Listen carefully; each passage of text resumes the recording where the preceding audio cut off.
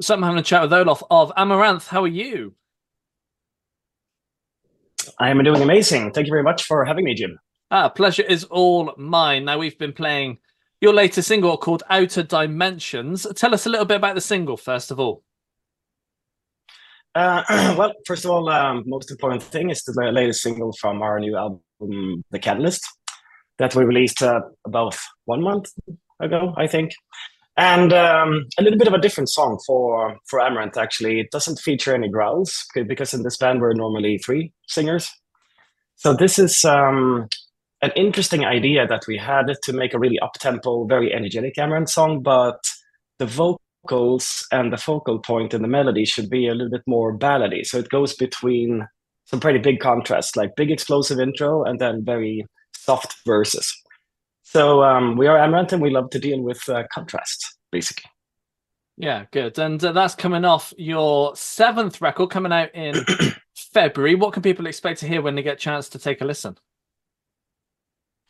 Well, for this album, we wanted something more diverse. We wanted less boundaries because obviously, for any band and for any composer, it's very important to have the boundaries because that's what defines your music. It's like I said in a couple of other interviews, like Iron Maiden doesn't put any techno parts in their songs. Thank God. They leave that to us, of course.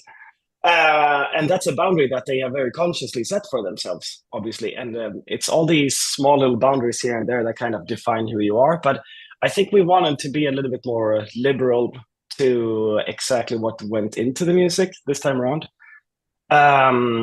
And obviously, we have plenty of different, influences from other, different kinds of metal, other genres entirely. And I think we wanted to capitalize a little bit more on that and see exactly where that took us. So more symphonic elements that we haven't used before, to use some concrete examples, and there's even some like slight Irish folk music influences. So I think we just threw the net a little bit bigger this time.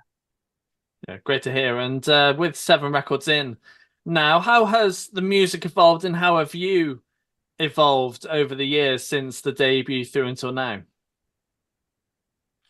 I think already when we started Amaranth, we were not as young as you tend to be, when you start your first band, which can typically be when you're 16, 17, 18, which is the case with many bands like In Flames or Nightwish and stuff like that. So we were about 28, 29. So we were a little bit more conscious about where we wanted to go. But obviously, still been, quite a bit of evolution. We tried, a number of different musical projects and ideas throughout the years.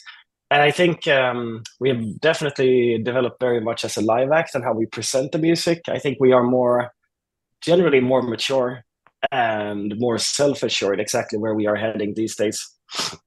So no, it's been a very interesting journey. Obviously, COVID also gave us a break. It gave us the opportunity to take almost 2 years off actually from touring and kind of, you know, go through our entire career and see what could we have potentially have done different. How do we want to do things in the future? So yeah, it's been an interesting journey so far. Yeah, for sure. And you'll be wanting to get out there and play these tracks live. You've got a tour across the across Europe and over here as well at the start of next year. I bet you can't wait to be on the road again. Yeah, exactly. We just finished a tour in the US about 4 weeks ago, which was a lot of fun to be back in the States for it's about 5.5 years. But and we toured Europe with Beyond the Black last year, but now we're taking this tour that we did in US to everybody in Europe. And we've been good friends with the Dragon Force guys for almost 2 decades. So it's really cool to see that these tours are now finally taking place, and everything went really smooth, super successful in the US. And as far as I've seen from the ticket sales, it's going to be a hell of a tour in Europe. And we're hitting Britain right at the end of the tour, so I would say about mid March. Yeah, yeah, absolutely. And then we'll be hitting festival season quite quickly. You've got a few booked in. Are you hoping to be kind of doing festivals most weekends in the summer, or are you going to be taking it a little bit more quieter? this is one of the things that we're trying to do the right way now. Back in the day, we would say yes to almost everything and just let's go and play it because it's cool. But we're trying to have a little bit more of a conscious strategy and trying to balance things a little bit as well because, like any other people, it's also cool to have a little bit of downtime in the summer. So we're trying to take most of July off. There's a few exceptions from that, but so we're doing. I think it's about 9 or 10 festivals. Not in the UK so far, but looking forward to coming back. Yeah, I'm sure. Now, I'd like to talk a little bit about the writing side of things. So, for yourself, how do tracks tend to start off? It can be pretty. It's pretty diverse and eclectic in terms of how it begins. For this Catalyst album, there was a lot of concepting that me and Elise, our singer, who's we are the two main songwriters basically, or we write all the music since about a decade back.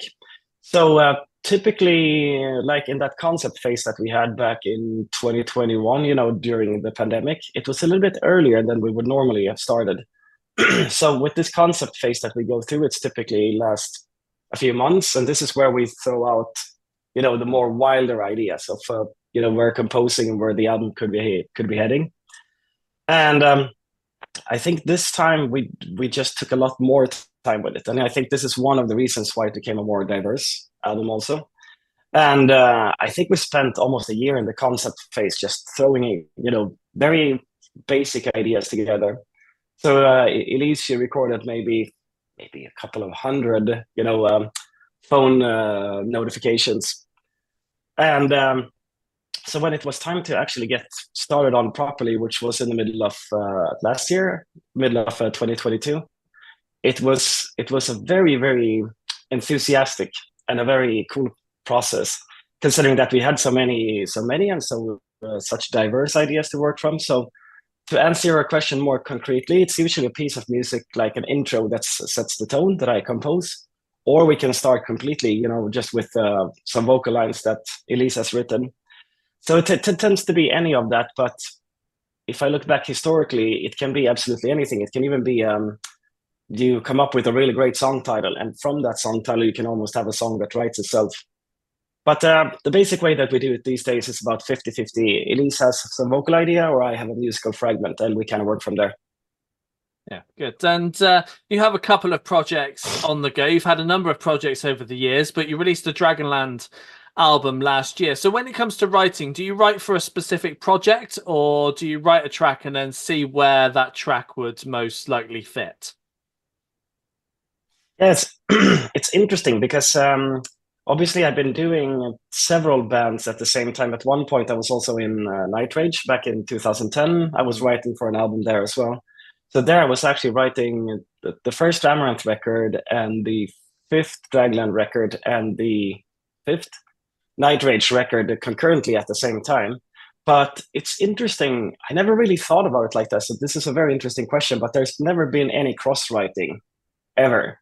Like if I sit down and write something, back in the day when I was still in Night Rage, it was very specifically after those, to tie it up what I was talking about before, with the boundaries that you set for yourself, which kind of shows you the path forward. So I mean, while it would not be impossible for certain things that exist in, the Dragonland realm to also exist in Amaranth, it's never struck me that, okay, this is a very cool Amaranth part. Maybe I should just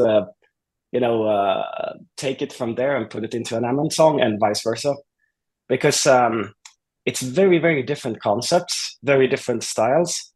But I guess also the kind of role that you assume as a composer when you sit and work for a certain project, it means that you put yourself in a very specific headspace.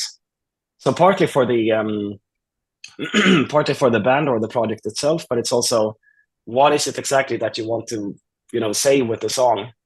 So you go into a very very different headspace with for a band like Dragonland that you do for a band like Amaranth. Excellent. Well, Olaf, it's been a pleasure having a chat with you. It's been an absolute pleasure, my friend.